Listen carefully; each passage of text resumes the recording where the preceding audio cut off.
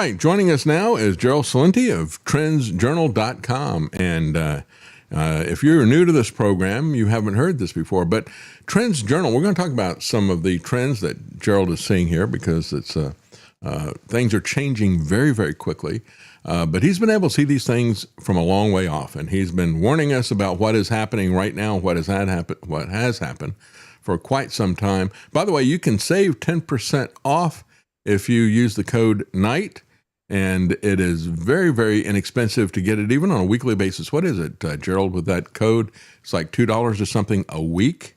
Is that what it is? 300 pages. $2.50 a week, and it's about almost 200 pages. Okay. Again, from high-tech science to AI to geopolitics, economics, and there's no advertisements in it. But it's a wonderful online. It's a wonderful online magazine format. You've got it all laid out there. Very nice presentation that's there, and great information. That's the most important thing. Well, we're doing what journalism used to do, but doesn't exist anymore. That's right. That's right. You were talking about the guy that just died that created CNN. I got to tell you, in the beginning, CNN was I used to be on CNN like 3 or 4 times a month back in the day.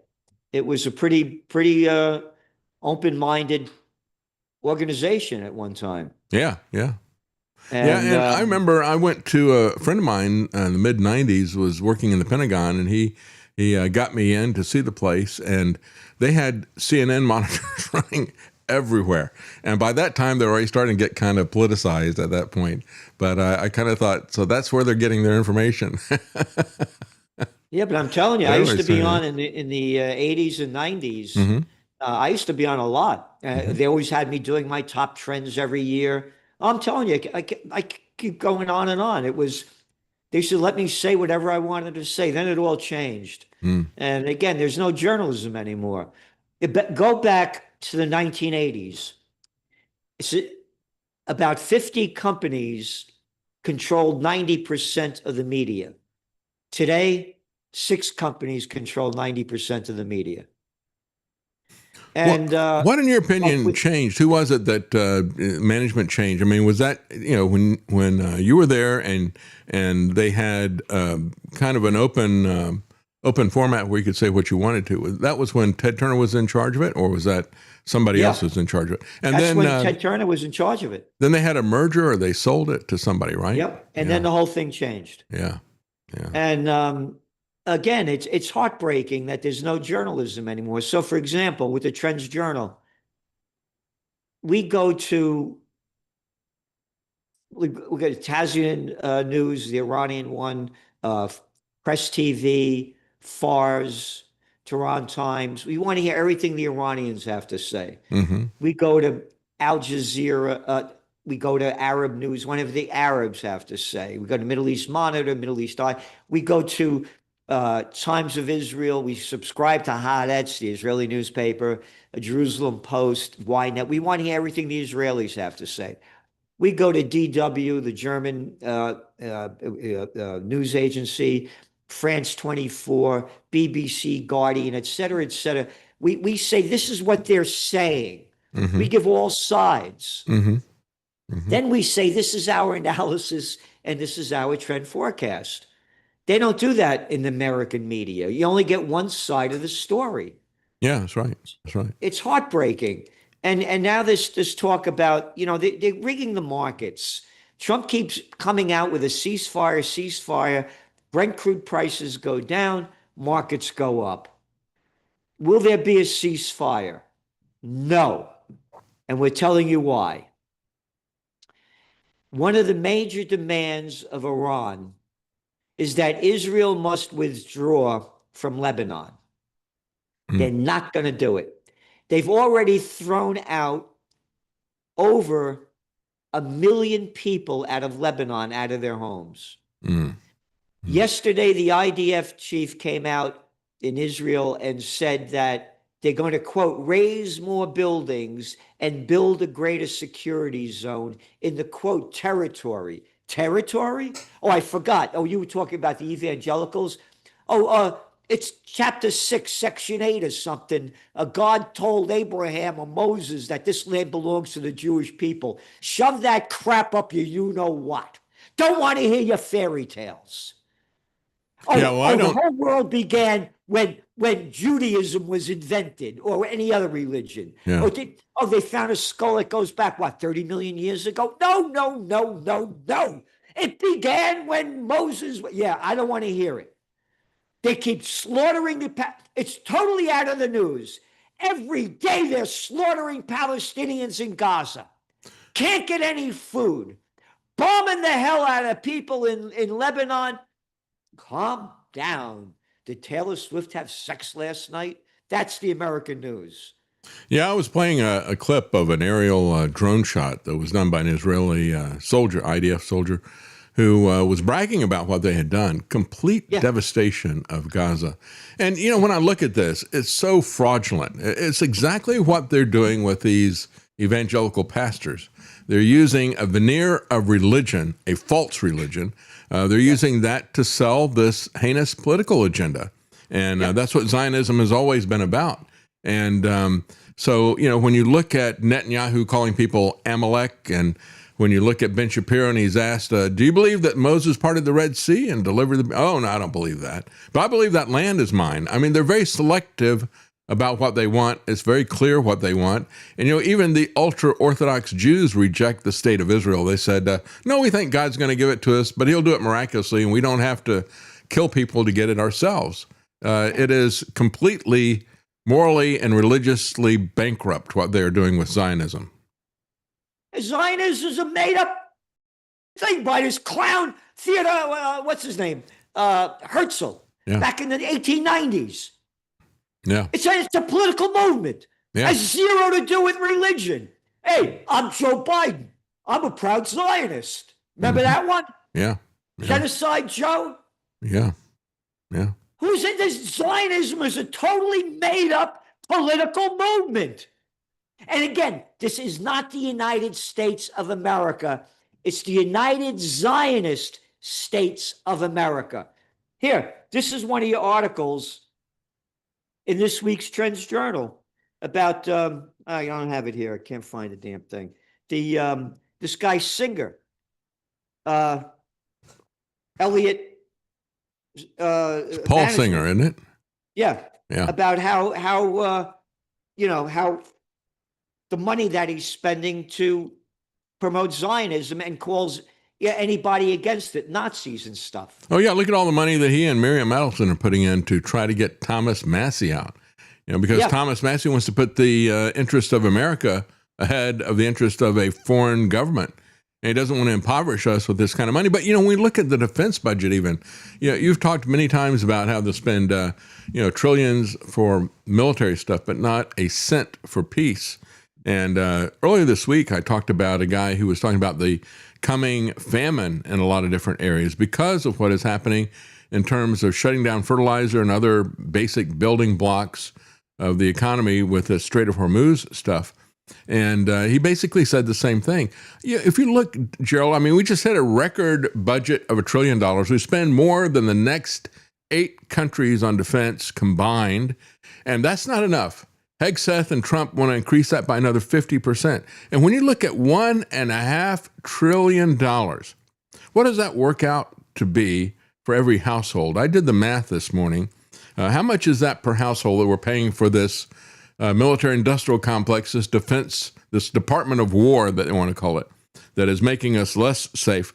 That works out, if we got 134 million households, because we got a lot of households now that are just one person, that works out to over $11,000 per household that we're paying for this American empire. That's outrageous. And when you look at the taxes that we're paying, it's insane. And of course, we're not paying the $11,000. They're putting it on a credit card we're going to get a balloon note when the whole economy crashes in a few years. Well, interest on U.S. debt is becoming a top driver of future deficits. Yeah. And we have the whole article here about how the debt level in the United States is off the charts. Here's the article, by the way. Pro-Zionist Paul Singer's Elliott Management equates U.S.-Israel war on Iran as a fight against Nazis. Yeah, who's the Nazis? You got it wrong. You got it wrong, Singer clown. It's the Ashkenazis that are running Israel. That's right. Yeah. Ashkenazis. Look it up. Ashkenazi. Eastern Europeans from the Yeah. Khazar region. That's who's running Israel. They're not Semites. Semites are from the Mesopotamia region. Yeah. Ben Gurion, Netanyahu, every one of these people are Eastern Europeans invading Palestine and slaughtering the Arab people. And that's significant because the whole state is predicated on this idea of genetic purity. And, we're going to have this is an inheritance we have because of our genealogy. And yet they scrupulously avoid any tests of that genealogy. Yep. But when you look at it, when we talk about Nazism, as I said, just look at what they're doing and look at what the United States is doing as well. We have become the monsters that we fought. I said this when, Mark Levin was out there saying, nobody talks about the Holocaust anymore. It's like, we don't need to. You mention it every day, but maybe you ought to look at the Holocaust that you're creating right now because you have basically taken over the reins. Nobody talks about the Holocaust. How about all the other people that were killed by the Germans? That's right. Yeah. No, don't talk about that. Oh, they only killed 27 million Russian people. Mm-hmm. Mm-hmm. And how about the other people they threw in these camps? The gypsies and everybody else. Yeah. No, they don't count. They don't count. Yeah. Yeah. No, this is crap. I don't want to hear their fairy tales. They could shove it. Yeah. This slaughter going on every day. It's heartbreaking. You look at the pictures of what Gaza used to look like before it was bombed out. Yeah. Yeah. You look at the pictures of what Lebanon, where they're bombing. This is upper middle class places. They're bombing to ruins. And of course, everybody could see the hate. I think that was what it was when you had these Israeli soldiers go in and destroy this area. They had a statue of Christ on the cross, and they knocked that down. They smashed the face and all that kind of stuff. So that was obviously the hatred that was on display that was there. But as I said at the time, does nobody care about the fact that they are smashing people in the face with these bombs? The number of people that they're killing there is just absolutely insane. And it's part of the Greater Israel Project. They want to do that to Lebanon. They want to do it to Iran. They want to do it to the Gulf states as well. Because once they can destroy everything like they have in Gaza, then they can go in and take it over. And so the whole thing is like a Nazi Lebensraum program.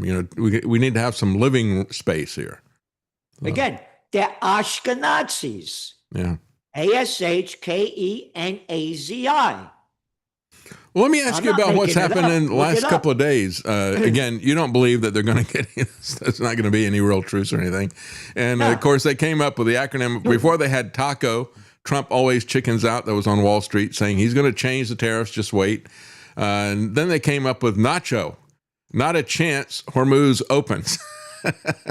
And so this week, what we saw was they just waved away the 60-day limit on the War Powers Act, which, by the way, doesn't give carte blanche to a president to declare war for any reason. That 60 days was there supposedly to give them freedom to respond to a threat that was actually real. And even then, they were limited to 60 days without Congress's approval. But Congress just waved it away. Mike Johnson, all the rest of them just waved it away. Trump said, hey, it's over. First he said, his first lie was, well, it doesn't count when we had a ceasefire for a week or two. So we take that off of the time calendar there. And then he says, and then we've got another 30 days to get the troops out of there if we think that they're in danger. And so that takes it up to another month. And then he says, oh, but it's over anyway. And we're going to rename it something else. We're going to call it Project Freedom or something, right? And so that lasted for about a day. And then there were shots fired there in the Strait of Hormuz. And there were shots that were fired at the United Arab Emirates. And so the next thing we know, Trump is blustering along with War Pete about how they're going to destroy everybody and everything over all this stuff and how they have won the war. The next thing we see is that there is talk now this morning about how they're going to come up with a one-page memo of understanding that's going to end it all. Do you buy any of that? No. No. You see, I believe Trump because he said on April 1st, the war's going to be over in 3 days. My prediction. Mm-hmm. Mm-hmm. So I believe everything he's going to say. So it's already ended. Yeah. It ended a month ago, leaving right? very soon. I would say within 2 weeks, maybe 2 weeks, maybe 3. Oh, that was on April 1st too. Yeah. Again, every day changes his lines. He changes his lines even within the same day. March 2nd, we have projected right from the beginning 4 to 5 weeks. Mm-hmm. That was March. Mm-hmm. That's the war began on February 28th. 2 days later, he said it was going to end in 4 or 5 weeks. Yeah, it's like 2 weeks to flatten the curve. We got 4 to 5 weeks to flatten Iran. That was the two parallel April things. 15th, I think it's close to over. Yeah. I view it as very close to being over. Yeah, he's like John Lovett, the liar. Yeah, that's the ticket. Yeah, that's what I'm going to say. It's So going back, there's an article that came out in the Washington Post today. Iran has hit far more U.S. military assets than reported, satellite images show. Yes. And it goes on to show the mass destruction that Iran has committed as a result of the United States and Israel launching this war. Will there be a ceasefire? No. And I'll tell you why. Because one of Iran's demands is that Israel withdraw from Lebanon. Mm-hmm. And they won't do it. Yeah, they want that land, that territory, as they say. Territory. Yeah. God gave it to him. What the hell's the matter with you? It's in the good book. Yeah, I was just talking about the real estate events that they hold in New York City. They actually go and they steal the land and then they sell it to other Jews in New York City. That's what they're actually doing. It's crazy what they're doing. Oh, it's all over. Yeah. I mean, Orange County, it's filled with them over there, and they don't pay any taxes. So anyway, this is serious. Again, Trump says Iran will be bombed, quote, at much higher level if they don't agree to a peace deal. He just said that today. You know how many times he said this? Yeah. Oh, yeah. Yeah, he comes out and he says, yeah, we completely obliterated them. And then he goes on a rant about how he's not getting any help from NATO. Yeah. It's like, I think you're lying out of both sides of your mouth as you're doing this stuff. The only thing that's been obliterated, Gerald, I think, is his credibility, if he ever had any. His and War Pete. Again, but it's so sad that, again, talking about the religions, as I said, how come they're all not out there telling the parishioners to get out into the streets and stop this? Yeah. That's my sadness. Yeah. Well, you got the Israel's foreign ministry is paying big bucks to a lot of church pastors to basically cheer for Israel. I mean, they're buying them, they're selling it out. Love of money is the root of all evil. And these people have been rooting in their money. It's been taking root in a lot of churches here. They've been sent over 1,000 pastors just in December alone. All expenses paid trip to Israel. And you get to have an appearance with Bibi Netanyahu. Boy, I tell you, that's got to actually change your mind, right? Oh, you mean a Netanyahu's son is living the high life in Miami? Yeah, that's right. That Netanyahu? Yeah. I don't know if you ever saw this, but I was really kind of stunned when I saw that Jared Kushner's family was always very close to Netanyahu. And when he would come to the U.S., he would actually sleep in Jared's bed. And I said, presumably not when Jared was there. It's disgusting. Yeah, it is. Disgusting. Yeah. On the economic front, by the way, we write in the magazine what's going on. And again, they're doing everything they can to prop these equity markets up. Mm-hmm. The markets were going down before this war began. Mm-hmm. People forgot about this. Yeah. The AI is wiping out a lot of software companies. And they have these hedge funds and in private investor groups that loaned a lot of money, and the people that put the money in want it back and they can't get it back. So we're going to see a dot-com bust 2.0. It's way, way overinvested in this. AI spending sets a record with no end in sight. That was an article from the New York Times. Yeah. They're way overinvesting in this. Now, trends are born, they grow, they mature, reach old age, and die. The AI was only born 4 years ago in 2022. You don't invest all your money in the infancy. Let's go back. You and I remember when the whole internet revolution began. Yeah, that's right. Yeah. Remember when it began? Yeah, and I made that mistake. I invested in it in its infancy. That lesson was drilled into my hide pretty hard, I think, with the dot-com bust. So. Yeah. I thought I was playing it smart because I thought, well, I'm not going to bet on pets.com or even on Amazon. I'm going to look at the companies that are making the axes and the picks of this gold rush that are out there. I'm going to look at the companies that are making the switching equipment.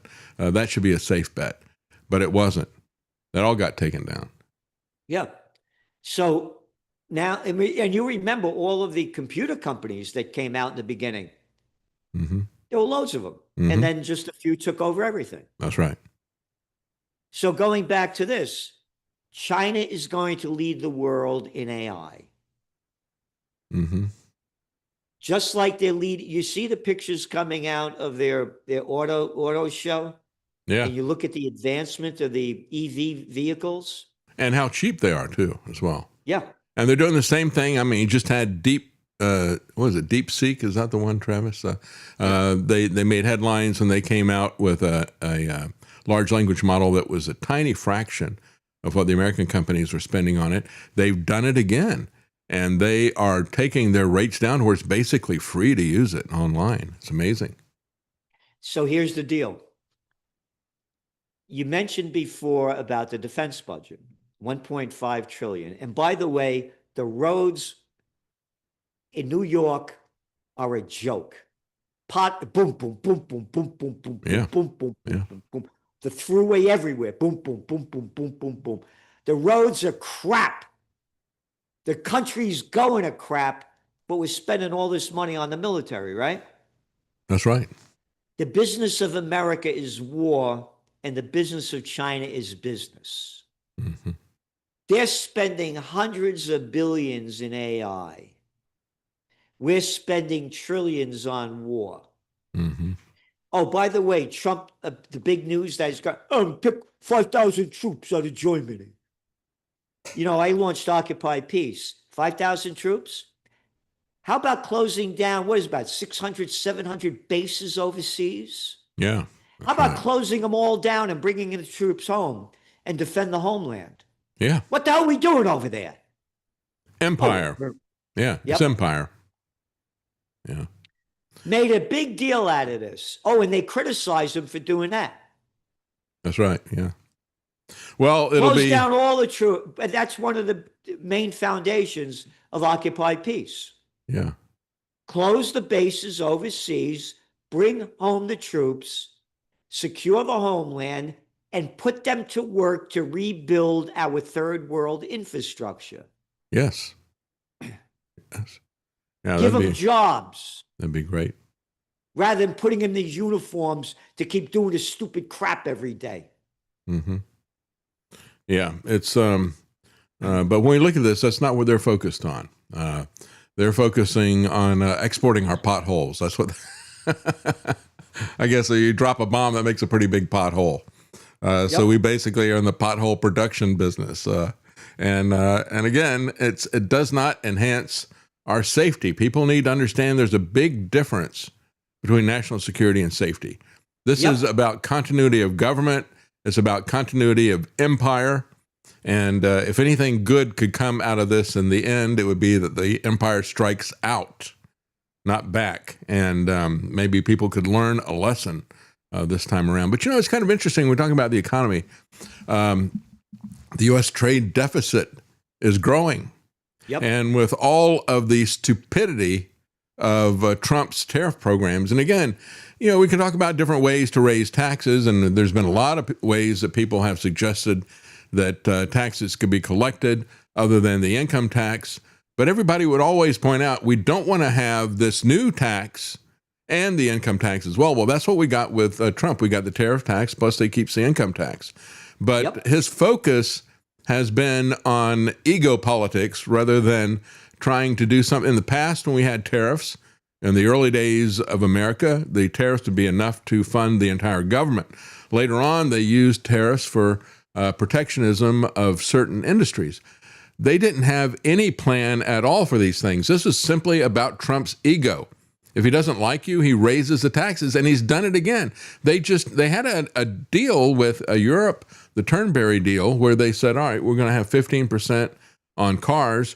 And he got upset with them over the fact, I guess, that they are not helping with his quagmire that he created. So he raised it up to 25%. And it's just this arbitrary nature of what he's doing, but it's not working. China had record exports, and our trade deficit is growing as well. So it's not helping with any of this stuff. And I said this from the very beginning, Gerald, if they're looking at this and saying, we need to have more of a manufacturing base because, we're buying these finished products to a large degree. If you want that to happen, what you need to do is to deregulate and remove your foot off of the throat of the businesses that are trying to start things. That's the way you compete. Instead, they want to be like a country that is going to have a partnership with a business and is going to do central planning like China. They want to take that approach rather than the thing that actually worked for us, which was a more free market and lack of regulation. The regulations are strangling business right now. That's the real issue. And you can't address that with a tariff. It doesn't come close. The regulations in Europe are the bureaucracy is one of the worst, and the same things happened here. But let's go back to manufacturing and what happened. This is a T-shirt that I did in 1992 when Clinton ran for office. Yeah, that's right. All right? This is a slime ball that wasn't worth a penny. That's worth what, about $130 million now? Mm-hmm.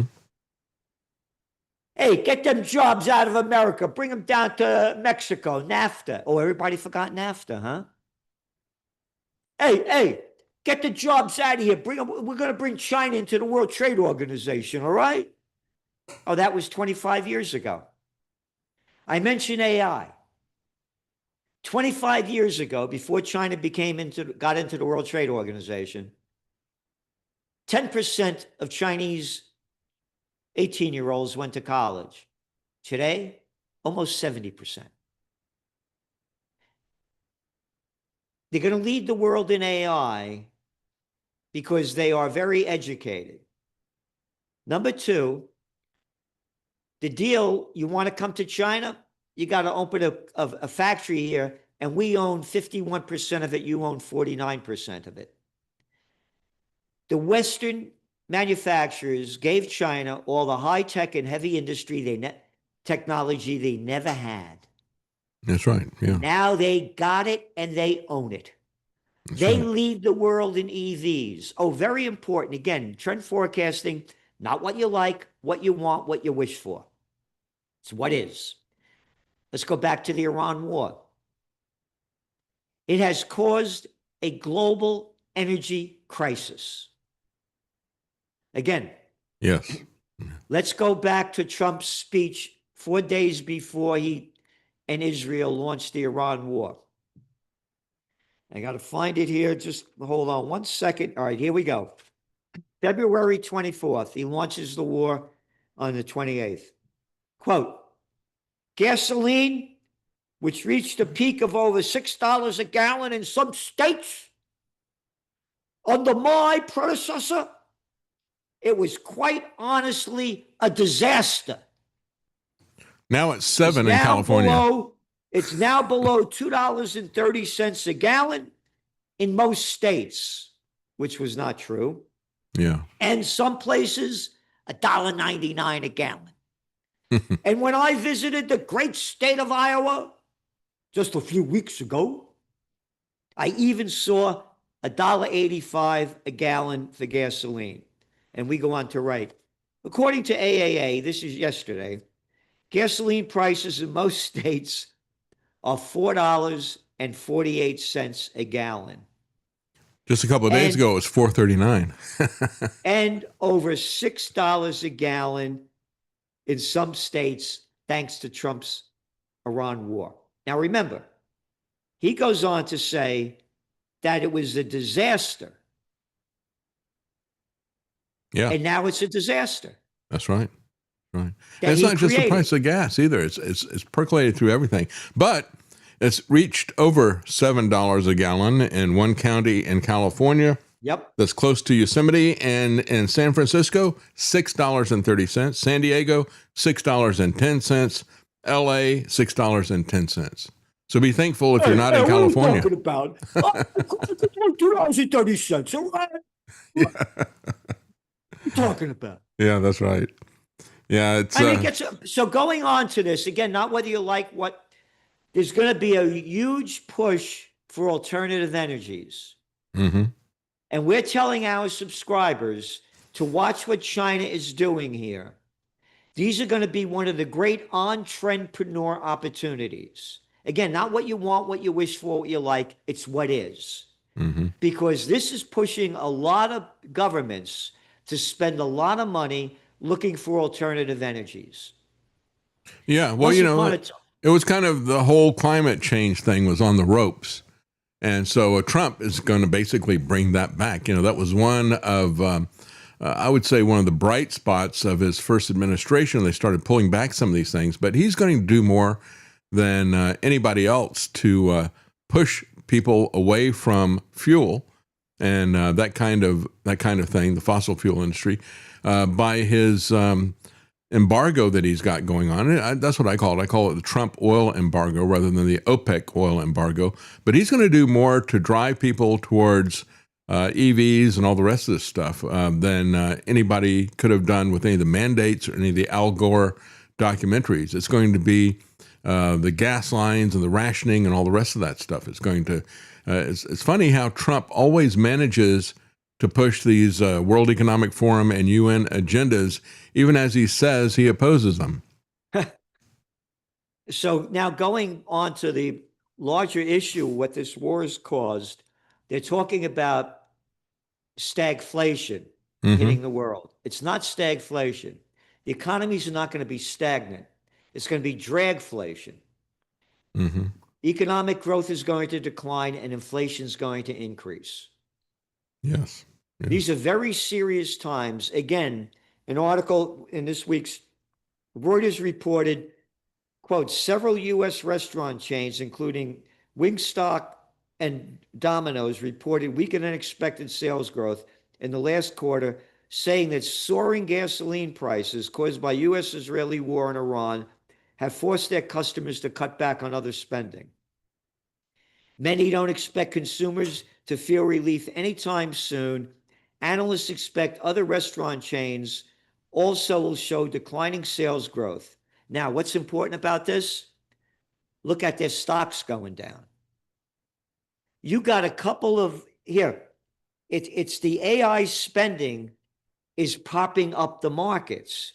You're looking at the gross domestic product of the United States increasing by some 40% just because of the spending on AI. Yeah. It's not, it has nothing to do with there's no relationship between Wall Street and Main Street. That's right. They're totally separate. Main Street is suffering. That's right. And that's something that some economists have been bringing up. They said this stock market is so narrowly focused. That's a real warning sign. The fact that it's not broadly based, but it's just a few companies, as you pointed out. And with just those few companies going up, it kind of looks like a pen that's ready to bust the bubble, doesn't it? I'm telling you, there's going to be a dot-com bust 2.0. Yeah, that's right. It's in front of everybody's eyes to see.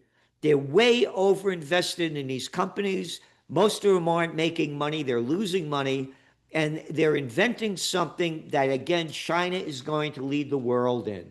Mm-hmm, mm-hmm. They're building these huge data centers, on and on and on. and destroying a lot of beautiful land to do it, Oh, and yeah. making life miserable for a lot of people. Yeah, that's right. The one that they just approved, I talked about this earlier in the program, out in Utah, 40,000 acres, 2.5 times the size of Manhattan. And it's going to use more power than all of the state of Utah combined in just that one data center. It's incredible what they are planning to do. And again, as you pointed out, they're rushing into this. And when you look at what is coming out of this, the promise of it, and this is why you were talking about, getting in on the early stages of these disruptive technologies is always a very dangerous thing to do, because what happens is people get, was it Greenspan that said irrational exuberance? That was his phrase. So you get this irrational exuberance about something that is really revolutionary, but it takes a while to iron the bugs out. And what happens is all the people who jump in with all this irrational exuberance, when they look at it and they see some problems, they can quickly rush out as well. And so if they don't see things just developing just right, you get this massive exodus from the market. And that's what causes these things to pump up and then to dump. And I think that's what we're going to see as well. But you've been talking about for the longest time, because of the policies of the government in terms of quantitative easing, in terms of spending, in terms of interest rates, all the rest of the stuff you said, they're setting us up for dragflation. Not just stagnant, but it's going to drag. And now we've got this headline here. This is a guy, Gary Schilling. Do you know who he is? He's a legendary economist, they say, known for his 1969 to 70 recession predictions that came out right.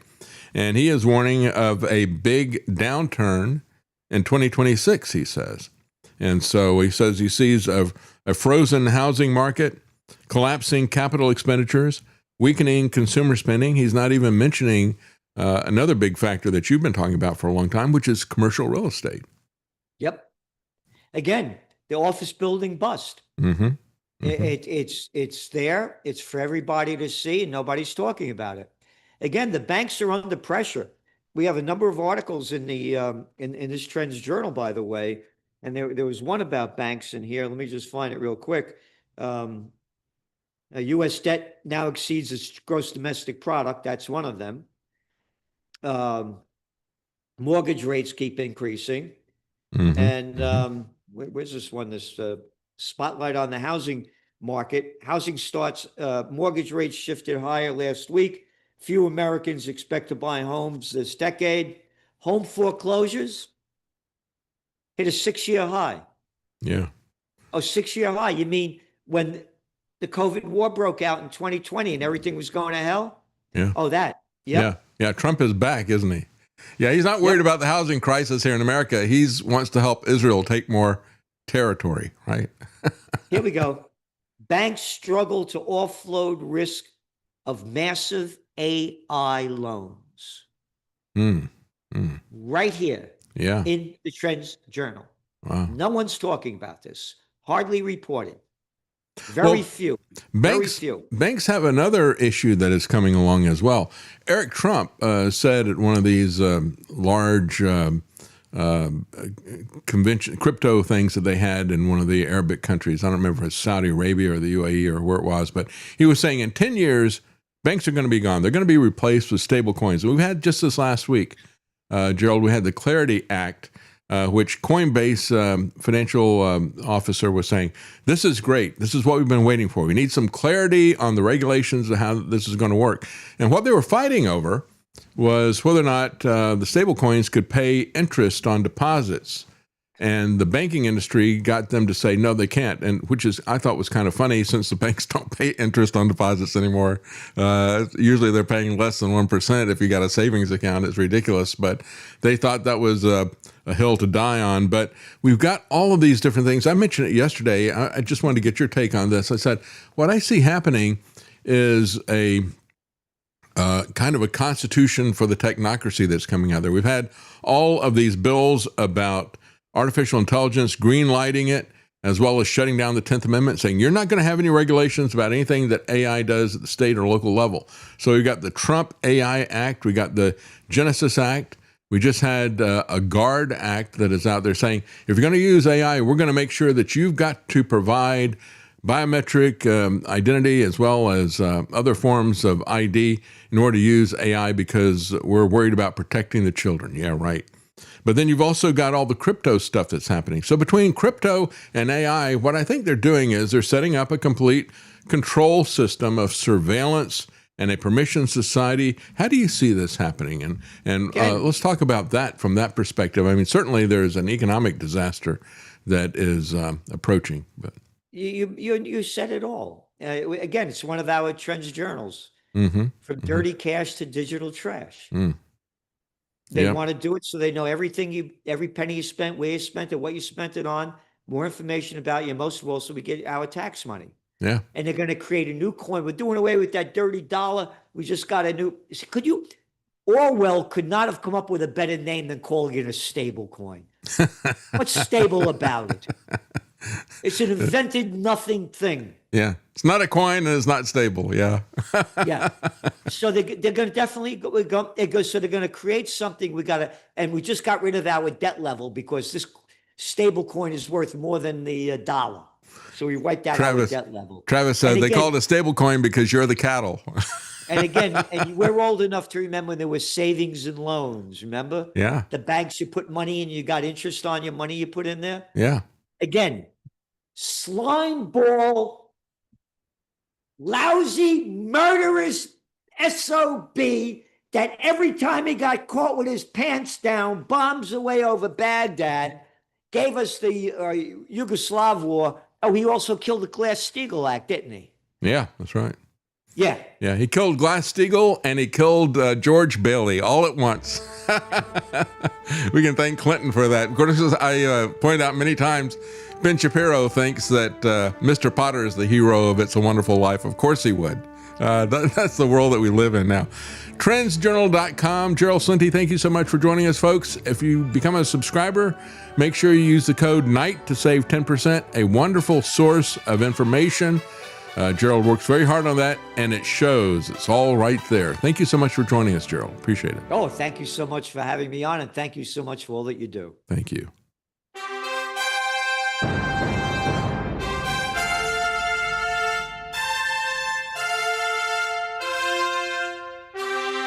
The common man. They created Common Core to dumb down our children.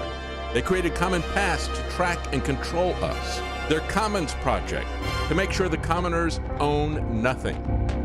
And the communist future. They see the common man as simple, unsophisticated, ordinary. But each of us has worth and dignity created in the image of God. That is what we have in common. That is what they want to take away. Their most powerful weapons are isolation, deception, intimidation. They desire to know everything about us while they hide everything from us. It's time to turn that around and expose what they want to hide. Please share the information and links you'll find at thedavidknightshow.com. Thank you for listening. Thank you for sharing.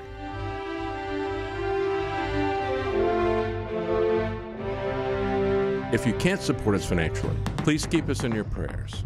thedavidknightshow.com.